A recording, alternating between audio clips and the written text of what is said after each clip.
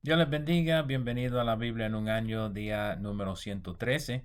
Estamos en el libro de Levítico y estamos considerando en el día de hoy los capítulos 15, 16 y 17. El capítulo 15 contiene las normas sobre las impurezas físicas, particularmente las secreciones del cuerpo y los flujos de sangre. Los versos 1 al 12 son leyes en cuanto a la emisión corporal del hombre, aparte de las relaciones sexuales con su cónyuge, cual es mencionado en el verso 18. Lo referenciado en estos versos incluye emisiones intencionales pero ilícitos, como también involuntarios, como en sueños o por algún defecto. Aunque parezca raro que estas normas sean tan detalladas en este segmento de la ley, el siguiente capítulo incluye las instrucciones sobre el día de expiación. Durante ese día tan sagrado, el sumo sacerdote tuviera que servir en capacidad oficial todo el día. No podían arriesgar que el sumo sacerdote cayera víctima de una emisión nocturna y se descalificara para el servicio del día de expiación, por lo cual los demás sacerdotes lo mantenían despierto toda la noche anterior con motivo de mantener su consagración para la obra oficial del tabernáculo. Las normas en este segmento definen cuál sería la inmundicia del individuo con emisión voluntario o involuntario.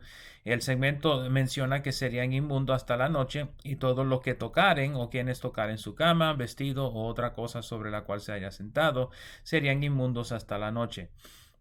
Los versos 13 al 15 explican la purificación ceremonial del individuo en el tabernáculo luego de una semana de purificación en su morada. Incluye ofrenda de expiación y ofrenda de holocausto, semejante a como hemos leído en los otros capítulos de Levítico. Noten que los versos 16 al 18 tratan acerca de la relación normal entre un hombre y su mujer, en cual caso no era necesario la purificación ceremonial. De todos modos, ambos quedaban inmundos hasta la noche.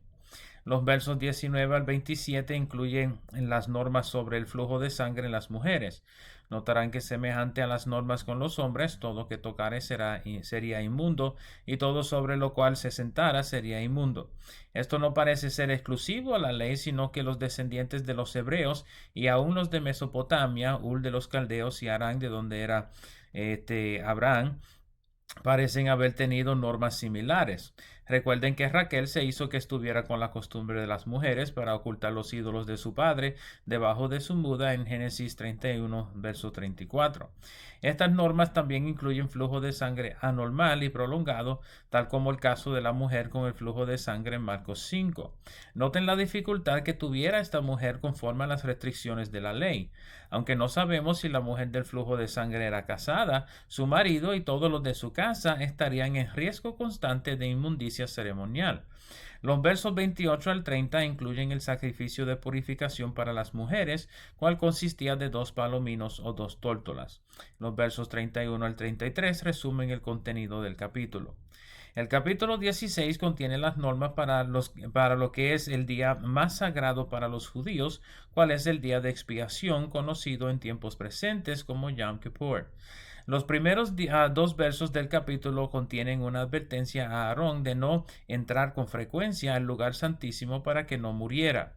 Los versos 3 al 15 contienen las instrucciones para Aarón poder entrar al lugar santísimo, lo cual se hacía una sola vez al año en el 10º día del séptimo mes, cual es definido por el verso 29. El verso 3 indica los sacrificios necesarios, un becerro para expiación y un carnero para holocausto.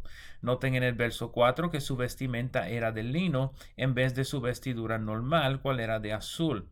En el verso 5 se manda a tomar 2 machos cabríos del pueblo para expiación y un carnero para holocausto.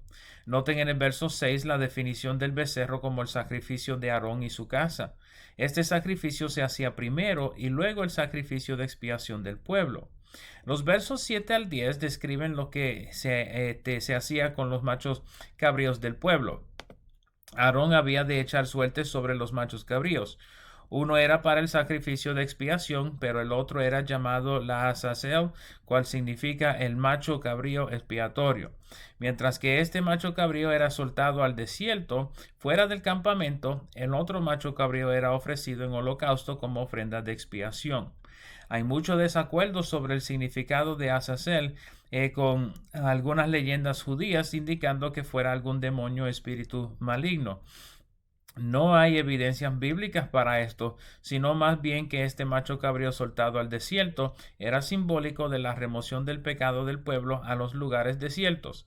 Jesús mismo dijo en Mateo 12, 43 al 45 que los espíritus inmundos van a los lugares desiertos al salir de una persona, y es probable que esto contribuyera a la leyenda de Asaseo. El proceso del macho cabrío expiatorio se encuentra en los versos 20 al 22. Aarón confesaba sobre el macho cabrío los pecados del pueblo y luego lo enviaba al desierto. Los versos 12 y 13 indican que Aarón necesitaría presentar incienso delante de Jehová antes de entrar al lugar santísimo. Sin embargo, deben notar que el incienso no era ofrecido sobre el altar del incienso, sino en un incensario cual Aarón cargaba dentro del lugar santísimo. Esto porque la obra de Aarón en el día de expiación iba a ser de purificación del tabernáculo, incluyendo el altar de incienso.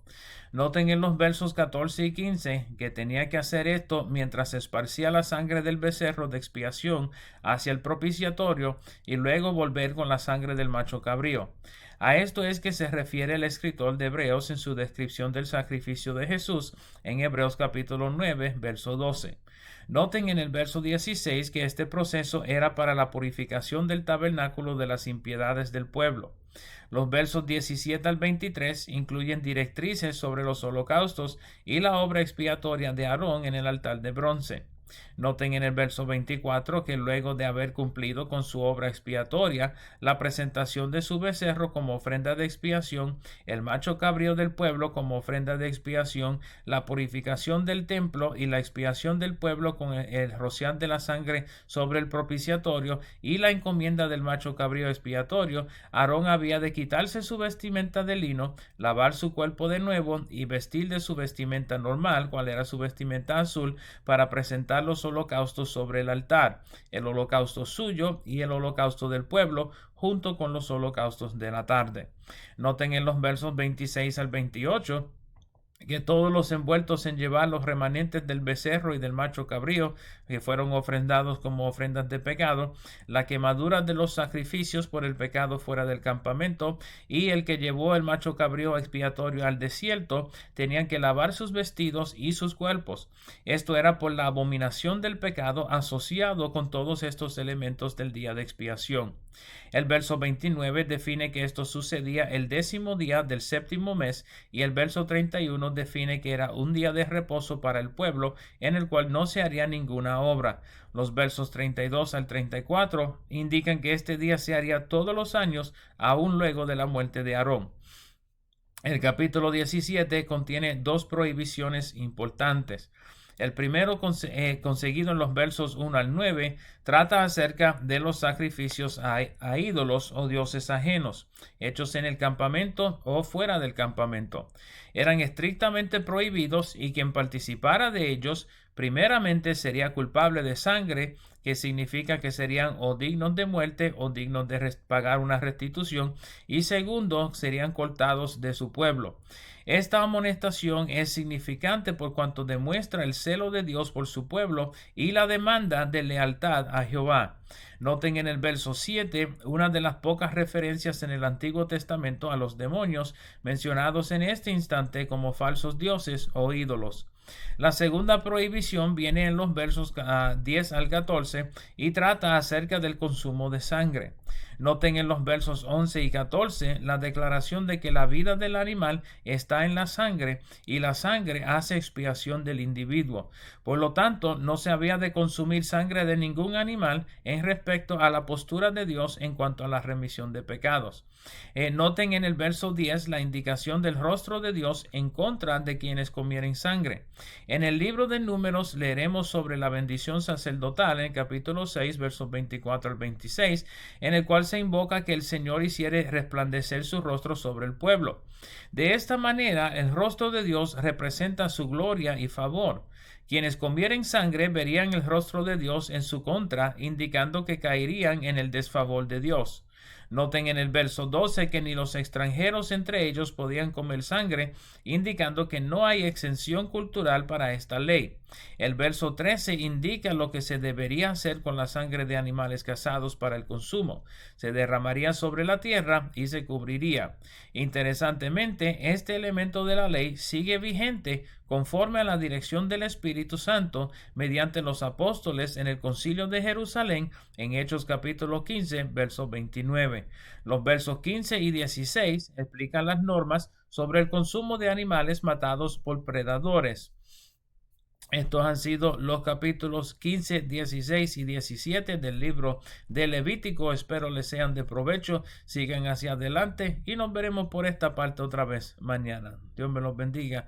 Dios les guarde.